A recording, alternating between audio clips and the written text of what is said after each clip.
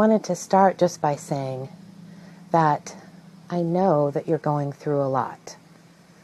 I know that you're discouraged. You might be discouraged. And you might even be thinking of giving up. And I know that what's happening in our world is affecting you. And it's affecting me too. There is so much going on. There's so much that's right, but there's so much that's wrong. And it's easy to get discouraged, to be afraid, to say why bother, to stop trying or go into hiding. And I know that there are things in your personal or work life that are discouraging and scary, and maybe even things that you thought would never happen. And I totally get it. And I think that with that knowledge of what you're going through, whatever's happening in your life, you know what it is, okay? God knows what it is. I think it's super important to validate this to yourself, to affirm to yourself and what you're going through. So to let yourself know, hey, I know that what I'm going through, like, this is hard. And it's maybe so different from what I thought would be happening right now in my life. I'm scared. I feel my heart is broken. I feel overwhelmed. I don't know what to do. Sometimes I feel betrayed. And so whatever the feelings are that you're having, I want you to say them to yourself. And start right now. And let yourself know that you get what you're going through. Like, you need to validate that for yourself, okay? And hi, Roberta. And you need to be a friend to yourself through whatever you're going through. And so I just implore you, don't abandon yourself right now. Because this right now is when you need yourself the most. As a gentle advocate, as an encourager. And if you don't know how, it's like no big deal. That's why you're here, right? And you can learn. And of course, I happen to know a really good book, got to throw in there, that could help you be an encouraging friend to yourself. So right now, you may not be able to summon up the words. You may not have the energy. You may feel like, I just don't have it in me right now. And that's actually okay. Because you're here right now, right? And so the fact that you're here and you're getting this input, you're already being a caring friend to yourself just by being here. But that's super important, okay, to validate to yourself what's going on and how hard it is, and to be a good friend to yourself. Well, the next thing I wanted to share with you is that actually, with as much as is going on, there are so many things that you're doing right. Okay, you did hear me, all right? There's so many things you're doing right. Even if there's things you feel bad about, things you regret, like, yuck, you feel terrible about whatever that is. The fact still remains that along with that, you're doing many, many things right. For instance, you're here, you're listening, you responded to the announcement on my page that I was going to be talking about this topic. You're here. You're listening. You're taking it in. You're being here for yourself just by tuning in, either live or later.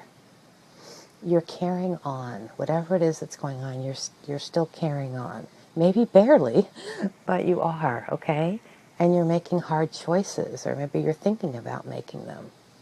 So I wanted to tell you that you're doing a lot of things right. But let's say you're not sure about what you're doing right, like you don't really see it. So I would encourage you to ask a kind friend, not a critical friend, okay? You need to ask someone who's kind, to tell them, what do you see in me that I can't see myself? What do you see that I'm doing right? And even tell them ahead of time, I don't want to hear like your suggestions, because right now what I need is encouragement. And so ask them, what do you see that I'm doing right? And then I would write them down in a little notebook of encouragement that you can read later and that you could add to constantly. Because sometimes we just don't feel them when we need them. We don't know when we need them. So go to somebody who's kind and ask them, all right? And let them know I suggested it, okay, that you watch this video. And then do the same thing for them. Like I would make it a a blessing for them as well. So do the same thing for them. Tell them what you see in them that they're doing right. All right, well, I'm going to start by being that kind friend to you right now, okay? All right, so here's the list to start with, all right? So, you are brave. You are courageous. You have great worth and value. God created you specifically, and He does not make junk. All right? You're precious. You have value. But what's happening is not that you're not any of that, but that you're just going through a hard time. All right? You're doing your best to cope, and anyone in your situation would be struggling. It's normal that you're struggling. Oh, hi, Mary, in Berlin, being exhausted. Oh, my gosh. Good. Just take in these words, all right? You've had a long trip I've seen on Facebook. And so, you know what? You aren't alone. You're here. God is here. I'm here. A whole lot of other people who feel the same as you are here. And God loves you no matter what. No matter what state you're in, no matter what shape you're in, no matter what total messes you've done this week or today. And so I have a couple of verses to encourage you with, okay? All right, so Psalm 86:5 says, Lord, you are forgiving and good, abounding in love to all to call for you, to call to you. Psalm 103:8, the Lord is compassionate and gracious, slow to anger, abounding in love. That means like never ending, okay? And then 1 Samuel 16:7, the Lord does not look at the things that people look at. People look at the outward appearance, but God looks at the heart. He sees your heart. He sees your heart as you're struggling. He sees all that you're trying to do. He sees the ways that don't work for you, right? And He has compassion on you. And it's abounding and never ending, all right? The next thing is, this isn't the end of the story. Okay, whatever's happening in your life, this is not the end of the story. And you know what? You can't see it now. I know that. But there are bright moments in the future. And there are possibilities and new beginnings that you can't even imagine now. And you're probably like, yeah, you have no idea. No, actually I do. And you can't see them, and I know. But God does. And you know what? I don't say this lightly. Most of you know I have a terminal lung disease. I'm getting a little bit worse all the time. And at the very same time, there are unexpected blessings along the way and things to enjoy. All right? So this is not the end of the story. We have the short view, right? Because we can only see what we can see. God has the long view. And the hard part is that we have to go through the super hard part before we get to the new beginning or the new perspective, or we can look back and see, right? So I know that, and it's okay if you don't feel this or believe that right now, all right? Because we usually can only see it later, right? Later you go, oh my gosh, I can't believe it. That's what God was doing at the time, or this is the thing that I thought was the biggest curse in the world, but actually used it to grow, or used it to open me up, or used it to draw me closer to God, or whatever it is, right? But we can't see it at the time, and that's actually normal. So we see the short view, God sees the long view. And you can borrow some of my hope and perspective, and you can borrow God's perspective. All right, so for instance, Jeremiah 29:11 says, for I know the plans I have for you, declares the Lord. Plans to prosper you and not to harm you. Plans to give you a hope and a future. So He knows we only see the short view, but He sees the big view. And even for me, I mean, I have basically a disease that no one ever recovers from. In fact, I have to tell you this. I went to this seminar on pulmonary fibrosis maybe a year ago, and the person stood up there and she said, breast cancer, pulmonary fibrosis has as many people who die a year from it as breast cancer, which is 40,000. Of course, I've had breast cancer and pulmonary fibrosis, right? And she said pulmonary fibrosis has as many people that die a year from it as breast cancer. But people with breast cancer, many of them survive, but people with pulmonary fibrosis don't. And that was like quite a statement to hear, right? And so I know that, right? But irregardless of that, I have a very bright future ahead of me. I don't know when that will be, but even with something like that, we can't see it now, but we can hang on to Him and trust Him. That the things that were in our life that are happening that we couldn't imagine, well, maybe we'll never call them good, right?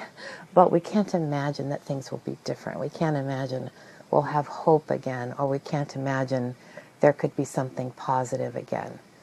But I'm telling you that that comes from having just the only perspective we can see. There's nothing wrong with us feeling that way. We can only see what we can see, right?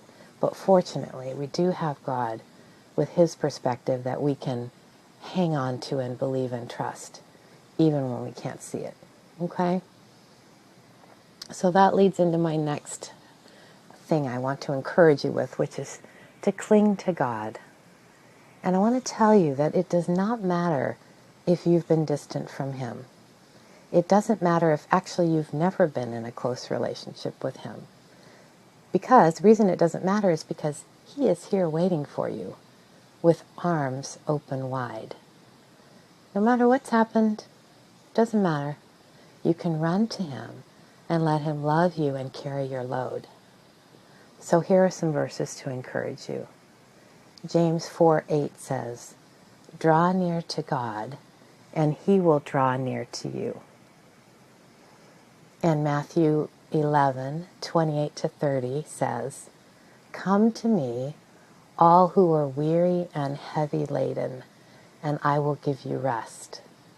Take my yoke upon you and learn from me, for I am gentle and humble in heart, and you will find rest for your souls. For my yoke is easy and my burden is light." We feel burdened, we feel heavy laden, but we're not alone in it. We can go to Him with it. And then Isaiah 41:13. I just love this verse.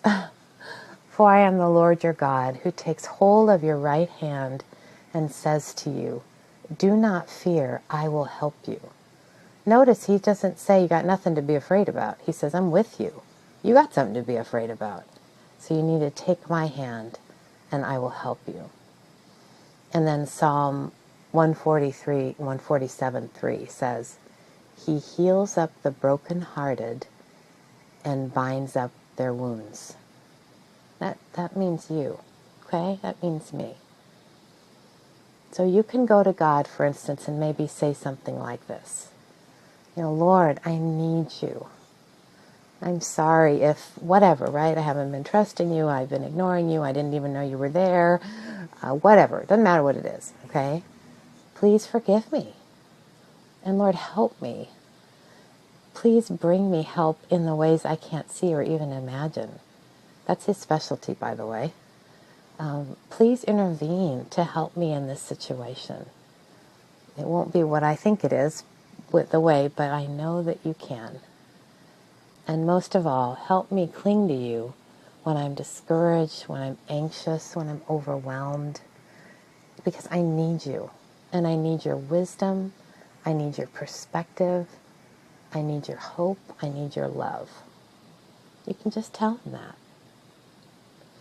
And then you can also say to yourself, right? I have reasons why I'm down and discouraged right now. There are reasons that I am having a hard time. And at the very same time, I'm doing some good things. I'm of worth and value, even while I'm having a hard time. Even if while I'm messing up, I'm worth a value. And I will cling to God, and I will keep going, and I will be a good friend to myself, or at least learn how to, which is, by the way, what you're doing right now. So I hope that today has been a help to you and ministered to your soul.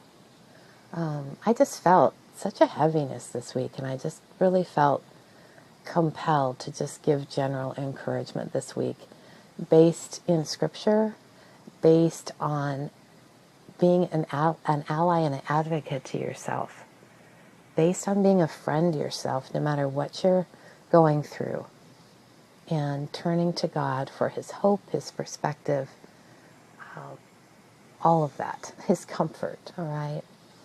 So please feel free to leave a comment below if you'd like, or share it on your page. And if you do share it on your page, maybe just put something with it like, need encouragement, listen to this, or this really helped me, or something. And the main reason is that if you don't put what it is, then people just see a picture of me with oxygen tube and kind of wonder, I wonder what that's about. So if you want to share it, just kind of put a little bit about what it's about and maybe how it helped you, so that they know what the video is about. So I will be live again in 2 weeks, not next Friday, because next Friday I'm going out of town with my sister. She's flying up from Southern California, and we're going to get away for a couple of days with each other. So I won't see you next week. I'll probably put something up, though. I can schedule something ahead of time. I'll put something up for you for Friday, but I won't be live. But I will see you in 2 weeks. So my encouragement is that you take from today whatever parts just really, really went in, okay? Because some of what I said, is good, but like it wasn't exactly what you needed. But the parts that really went in, the parts that you're like, oh, that's what I needed. That's what my soul needed. Take those in, write those down. Start a book of encouragement. Go back and, the cool thing about Facebook Live is this video is just going to stay up there forever, probably. So you can go back and listen to it and watch it whenever you want. And I just, blessings on you. Blessings on you. All right, so you take care and be kind to yourself. And I will see you live again in 2 weeks. All righty, bye.